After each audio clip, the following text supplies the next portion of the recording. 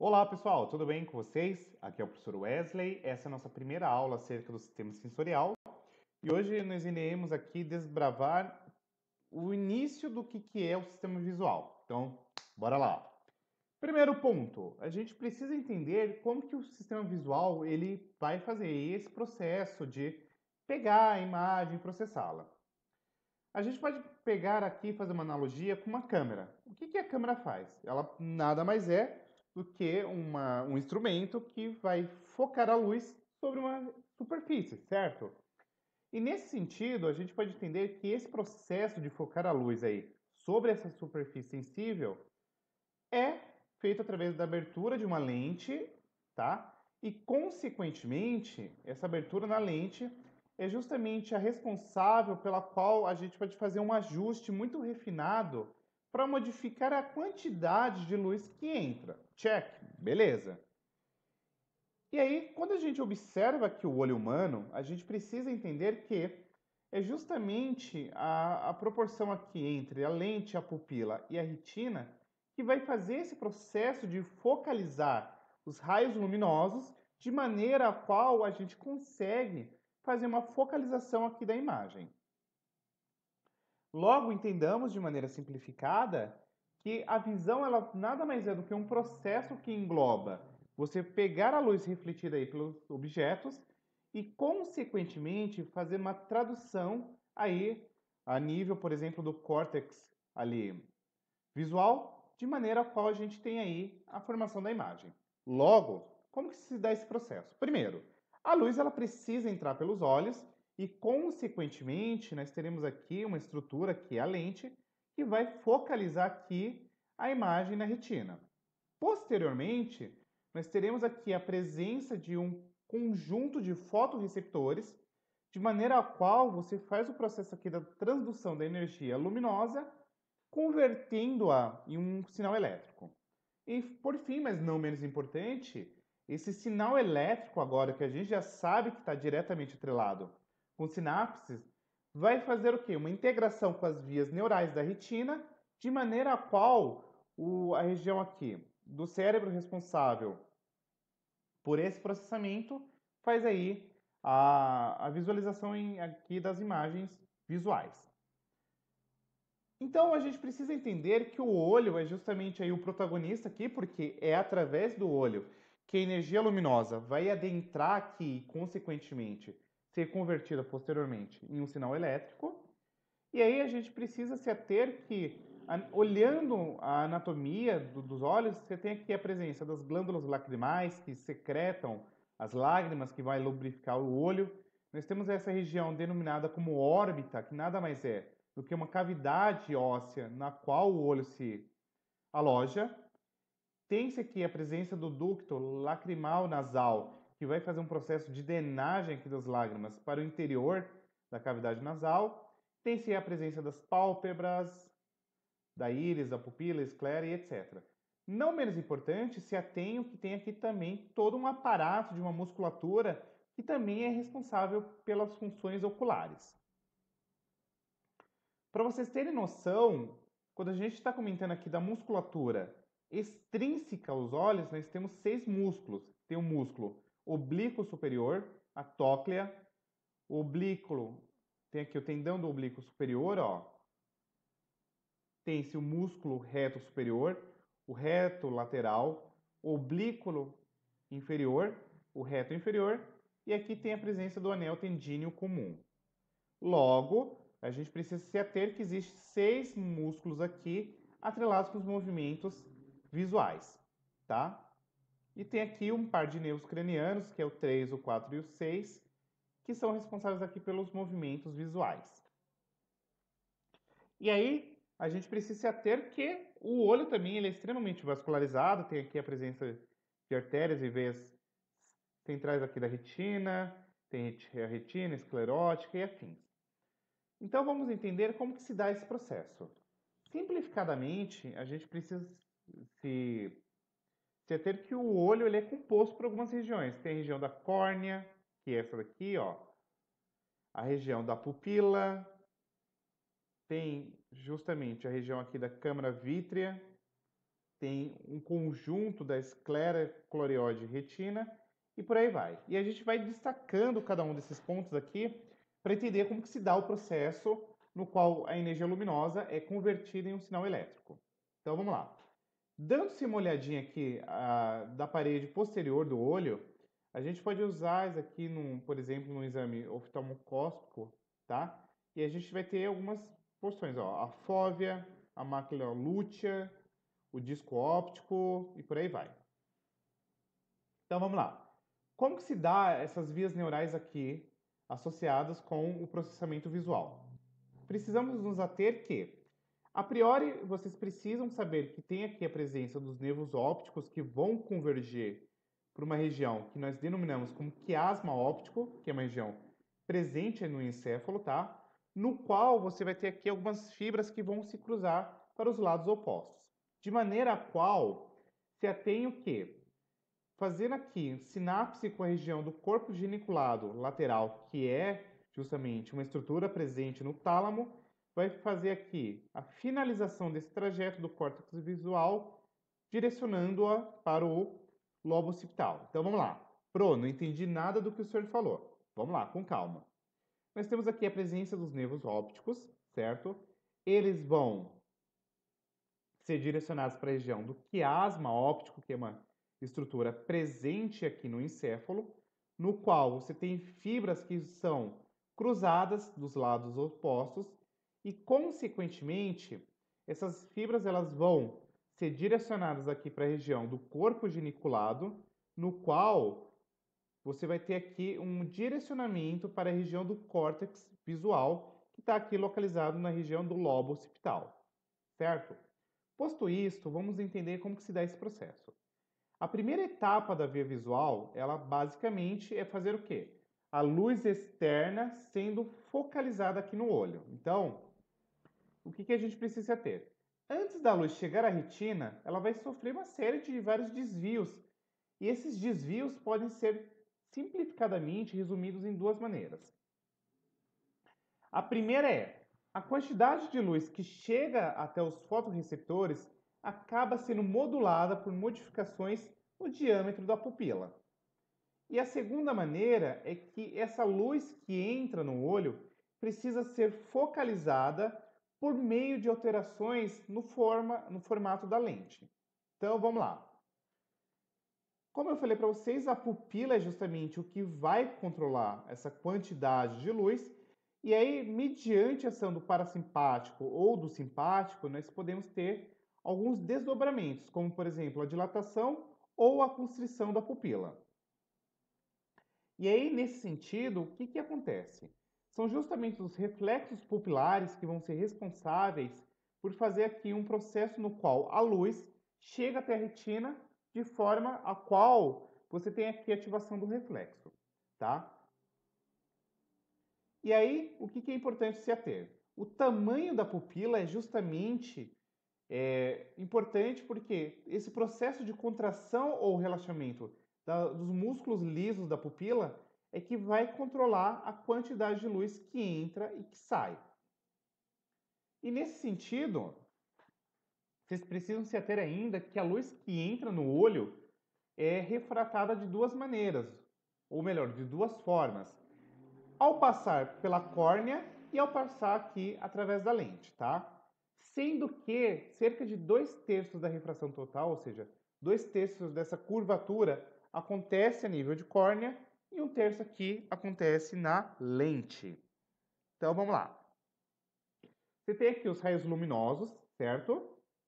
E eles vão ser direcionados aqui para essas lentes. E aí o que vocês precisam se ater?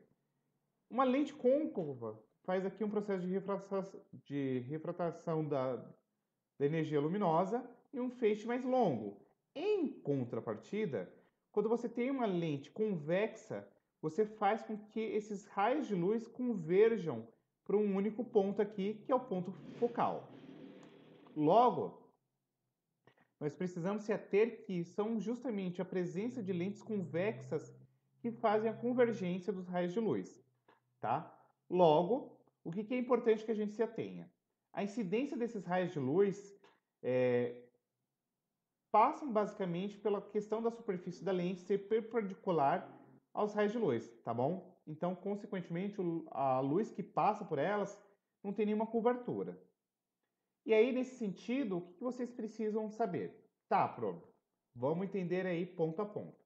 O primeiro aspecto é que o único ponto no qual os raios de luz convergem, nós chamaremos de ponto focal, tá? E a distância entre o centro de uma lente até o seu ponto focal, nós denominamos como comprimento focal. Essencialmente, isso aqui é física pura, tá? Então, por exemplo, a pergunta que eu não quero calar. O que acontece com os objetos, por exemplo, que estão a menos de 6 metros de distância? A gente tem o seguinte, os raios luminosos aqui, eles não são paralelos, tá? Então, você tem aqui os raios paralelos que passam através dessa lente aplanada aqui e o ponto focal incide aqui na retina, certo? E aí, o que acontece? Esses raios eles incidem aqui na lâmina, na lente, perdão, no ângulo oblíquo, o que faz por consequência que, consequentemente, a distância da lente mude até aqui a imagem do objeto. Então, o que acontece? O ponto focal ele geralmente vai ficar atrás da retina e, consequentemente, a imagem do objeto vai se tornar mais imprecisa e fora de foco. E aí você está se perguntando, beleza, se não tem foco, como que a gente vai fazer para manter o foco assim de um objeto próximo? A lente ela precisa se tornar mais arredondada para aumentar aqui esse ângulo de refração. Consequentemente, ao passo no qual ela se torna mais convexa, a sua distância focal diminui. E aí vem a pergunta: como a lente que é transparente e não possui fibras musculares pode modificar a sua forma? E isso se dá basicamente através de um rolê chamado de músculo ciliar, que nada mais é do que um músculo aqui liso que vai circuncidar a região da lente e está atrelado aqui a eles também os ligamentos inelásticos chamados de zônulas ciliares. O que significa isso aqui em outras palavras? Nada mais são do que ligamentos que estão aqui presentes que não vão exercer tensão aqui na lente. No entanto, eles fazem com que a lente assuma esse formato esférico natural, tá? Se esses ligamentos tensionam a lente, ela vai se tornar mais plana e, consequentemente, assume aqui a forma necessária para a visão à distância, tá? Numa situação na qual você tem a perda dessa flexibilidade, a gente tem um fenômeno aqui conhecido como presbia, tá? E aí, o que acontece? Vamos entender como que se dá, eventualmente, alguns problemas associados com essa lente, tá? Vamos supor, todo mundo já ouviu falar de miopia, que é uma situação na qual, na visão de longe, o ponto focal incide à frente da retina, tá? Então, essa situação aqui, ó, a lente ela está à frente da retina e, consequentemente, isso daqui ocasiona aqui problemas para imagens longes, perdão. Já na hiperopia, que é uma situação na qual problemas de visão para perto ocorre quando o ponto focal incide atrás da retina, tá? E aí, ó, numa córnea normal, o que a gente espera? Um ponto único aqui no foco da retina. Já numa situação a qual a gente denomina como astigmatismo, você tem inúmeros pontos de foco aqui na retina, tá? E aí, isso daqui é justamente o quê? Uma situação na qual essa curvatura aqui da córnea não é perfeita, então acaba gerando imagens aqui distorcidas. A segunda etapa do processamento visual é diretamente atrelada aqui com os fotoreceptores que estão presentes na retina, no qual essa energia luminosa aqui vai ser convertida em um sinal elétrico, tá? E aí, no caso dos seres humanos, a energia luminosa visível, ela está compreendida aqui dentro de um espectro entre 400 nanômetros até 750 nanômetros, tá? E os olhos podem ver essa luz visível se ajuda, mas não respondem, por exemplo, à luz ultravioleta ou infravermelho. E aí, como que se dá esse processo de pegar a luz e transformar em sinal elétrico. Isso nós denominamos como fototransdução, que nada mais é do que um processo no qual os animais convertem a energia luminosa em sinais elétricos, tá? E isso basicamente, pessoal, acontece quando a luz incide na retina, que é justamente aí o órgão sensorial do olho. Não menos importante, vocês precisam se ater que os neurônios da região da retina estão organizados em 5 camadas. Então tem isso aqui: os fotorreceptores, as células bipolares, células ganglionares, células amácrinas e as células horizontais. Então vamos olhar aqui bonitinho para vocês entenderem, ó. Então, você tem aqui a entrada da luz, então a entrada do sinal de luz e o caminho da luz, tá? Então, você tem aqui justamente, ó, a presença dos axônios das células ganglionares, células bipolares, a região aqui no qual você tem as células horizontais, ó, e aqui tem os fotorreceptores. E aí o extrato pigmentoso, que é justamente esse extrato que faz esse processo de absorção do raio de luz, tá? Evita com que a luz seja refletida aqui no interior do olho e, consequentemente, não provoque distorção aqui na imagem. Então, aqui tem novamente os estratos, ó. O extrato pigmentoso, a região da coreoide, os núcleos aqui dos bastonetes e cones, e por aí vai. Os fotorreceptores são basicamente neurônios que estão atrelados com a conversão da energia luminosa em sinais elétricos. Basicamente, para o vestibular ou de maneira simplificada aqui para o ensino superior, são dois principais. Primeiro, os cones, que estão atrelados aqui com a visão colorida, e os bastonetes, que estão atrelados com a visão monocromática, tá? Os fotorreceptores, dentro daquela camada de células aqui da retina, estão na última camada, tá? Com suas extremidades fotossensíveis, diretamente associados aqui com o epitélio pigmentado. E aí, a pergunta que não quer calar: será que existe alguma exceção para esse padrão? E a resposta é yes. Nós temos a fórvia, que é uma região na qual você tem aqui a ausência de neurônios e vasos sanguíneos e, consequentemente, os fotorreceptores recebem a luz diretamente com o mínimo de distorção, tá? Então, o que a gente precisa saber aqui da fóvea?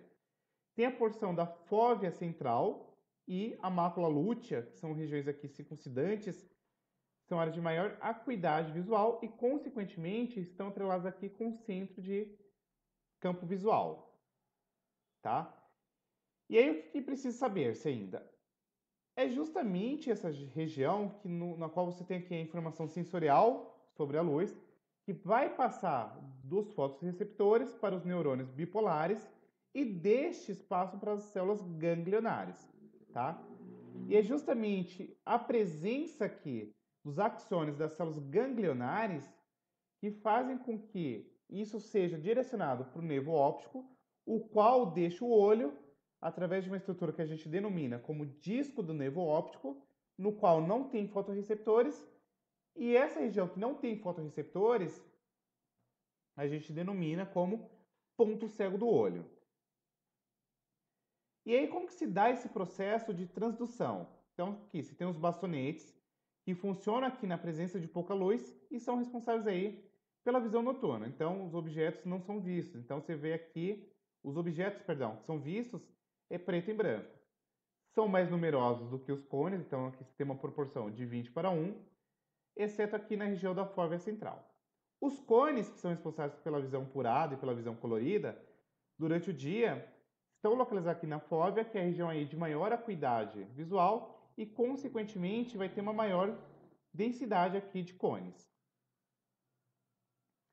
Ainda precisa saber-se que os dois receptores, embora eles difiram aí com a questão de um é para monocromático, outro é para visão colorida, eles possuem essencialmente a mesma estrutura. Você tem aqui um segmento externo, cuja a extremidade está atrelada aqui com o epitélio pigmentado da retina, e o segmento interno, no qual está aqui o núcleo da célula e organelas responsáveis pela produção de ATP e síntese proteica. E uma terceira região, que nós denominamos como segmento basal, no qual você vai ter o terminal sináptico que vai liberar glutamato para células bipolares. Então vamos lá. O que acontece aqui, ó? Você tem a região do segmento externo, que é essa região no qual essas células, sejam cones ou bastonetes, elas comunicam-se aqui com o epitélio pigmentado, tá? E aqui, nessa região do segmento externo, acontece a transdução da luz através dos fotorreceptores, tá? Já no segmento interno, que é essa região aqui mais afastada do epitélio pigmentado, você tem a localização aqui das principais organelas, que estão atreladas com síntese de ATP e proteínas.